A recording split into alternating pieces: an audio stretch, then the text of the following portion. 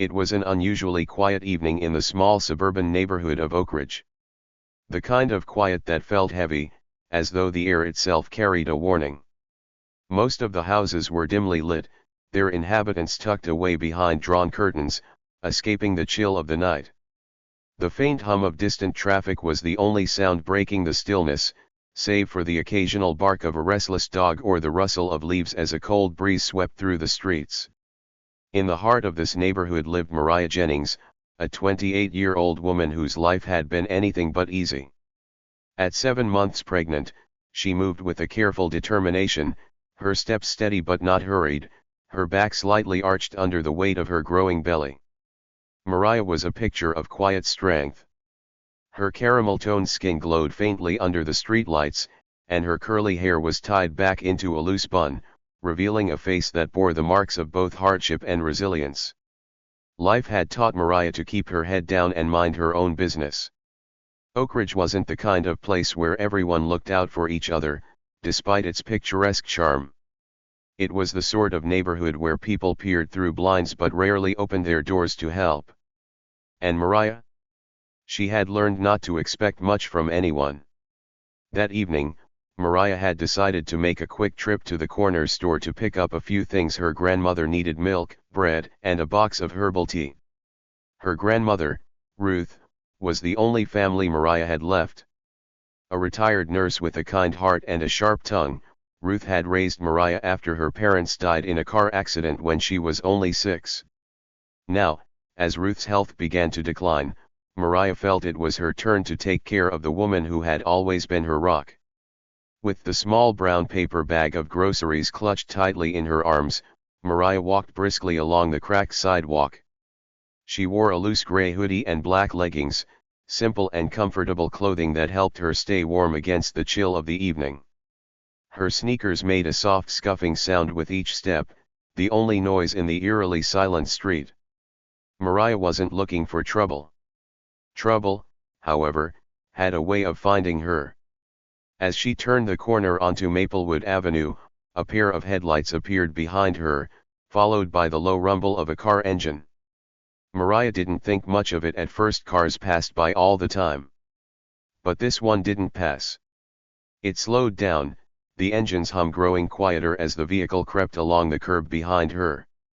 Mariah's steps faltered. Her heart began to pound, the rhythmic thud echoing in her ears. She glanced over her shoulder, her grip on the grocery bag tightening. The car was a police cruiser, its black and white paint job unmistakable under the glow of the streetlights. "Stay calm," Mariah muttered to herself, her breath visible in the chilly air. "You're just walking home. You didn't do anything wrong." She kept walking, her eyes fixed on the sidewalk ahead. The cruiser followed, its presence heavy and oppressive.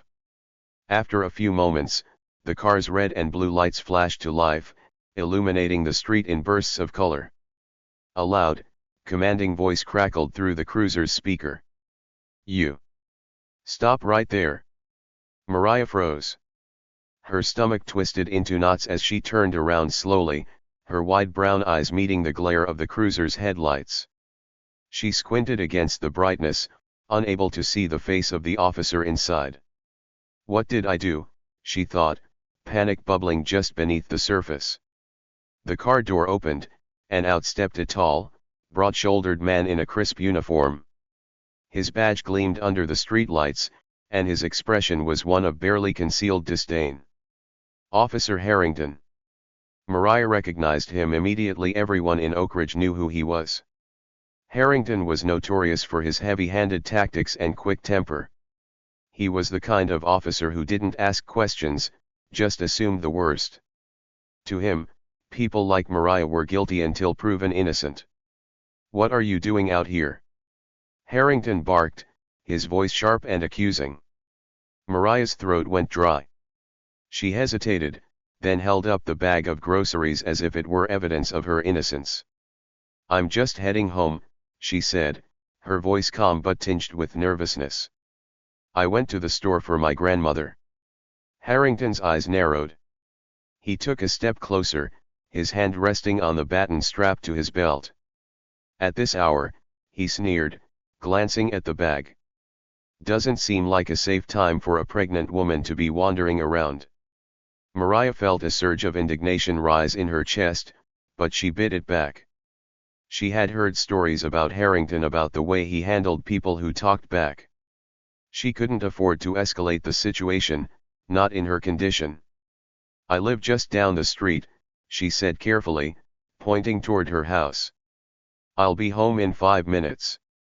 But Harrington wasn't satisfied. He took another step closer, his shadow falling over Mariah. "You sure about that?" he asked, his tone dripping with suspicion. "Because you look like you might be up to something." Mariah's heart sank. She could feel the weight of his gaze, the unspoken accusations hanging in the air. Her mind raced, searching for the right words to defuse the situation. But before she could speak, Harrington reached out and grabbed the grocery bag from her hands. "Let's see what's in here," he said, rummaging through the contents. "Hey!" Mariah protested, her voice rising in alarm. "That's my grandmother's." "Quiet!" Harrington snapped, cutting her off. Mariah swallowed hard, her hands trembling as she watched him inspect the bag. Milk. Bread. Tea. Nothing remotely suspicious. But Harrington's scowl deepened as if he were determined to find something wrong.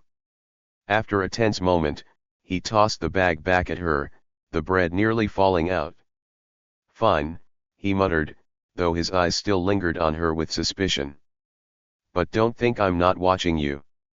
People like you are always up to no good." Mariah's blood ran cold. She knew what he meant by "people like you." The words stung, but she refused to let him see how deeply they hurt. Without another word, she picked up the bag, clutching it tightly to her chest. Her legs felt heavy as she turned and began walking again, her back straight and her head held high. But as she walked away, she couldn't shake the feeling that this encounter was far from over. Harrington's eyes followed her until she disappeared into the shadows, his presence lingering like a storm cloud ready to burst. And for Mariah, the quiet streets of Oakridge had never felt more dangerous. Mariah tried to steady her breathing as she moved down the street, the officer's presence behind her feeling like a pair of heavy chains wrapped around her shoulders. Every step felt heavier than the last, and the dimly lit street seemed to stretch endlessly before her. The grocery bag pressed tightly against her chest, as if it were a shield protecting her from Harrington's cold, piercing gaze. The words he had spoken lingered in her mind, "people like you." It wasn't the first time Mariah had heard those words, and she doubted it would be the last. Still, it didn't make them any easier to bear. As she reached the corner of her street, she glanced back over her shoulder. The police cruiser was still there, parked in the distance, its lights off now but its dark silhouette looming like a predator waiting for the right moment to strike. A shiver ran down her spine, and she quickened her pace. "Almost home," she whispered to herself, her voice trembling. The house she shared with her grandmother came into view, a modest single story with peeling white paint and a small garden out front. The porch light flickered weakly, a reminder that the bulb needed replacing, a task Mariah had promised to handle but hadn't gotten around to yet. She climbed the steps and pushed the door open, grateful for the warmth that greeted her inside. "Grandma, I'm back," she called out, setting the groceries on the kitchen counter. Her grandmother, Ruth, appeared in the doorway moments later, leaning on her cane. Her sharp eyes scanned Mariah's face, and her brow furrowed with concern. "Mariah, what's wrong? You look like you've seen a ghost," Ruth said, her voice steady despite her obvious worry. Mariah hesitated, debating whether to tell her grandmother about the encounter with Harrington. She didn't want to worry her, especially with her health already so fragile. But Ruth had a way of reading people, and Mariah knew she wouldn't be able to hide the truth for long. "It's nothing, Grandma," Mariah said, forcing a small smile. "Just a long walk home, that's all." Ruth's eyes narrowed.